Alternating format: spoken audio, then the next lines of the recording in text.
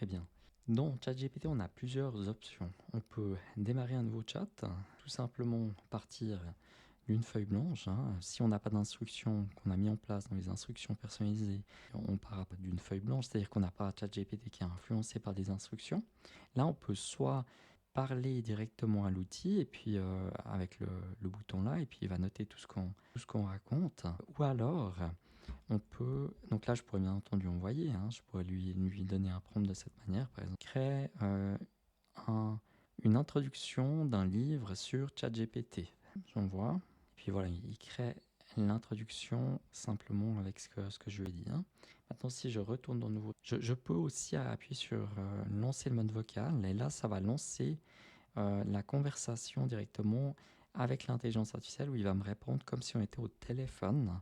Donc c'est le mode vocal. Ça, c'est ce qu'on utilisera si on doit s'entraîner pour un entretien d'embauche, si on doit s'entraîner pour une conversation difficile ou toute communication par oral on aurait avec quelqu'un, ou alors simplement si on préfère discuter avec l'outil plutôt que de parler ou d'écrire à la main, puis d'attendre la réponse. On préfère avoir directement une conversation, alors même on fait la cuisine en même temps et on discute avec, ou on fait une autre activité comme au téléphone. On peut le faire sur le portable ou sur l'ordinateur comme vous le voyez là. Simplement, ce serait avec ça, utiliser le mode vocal.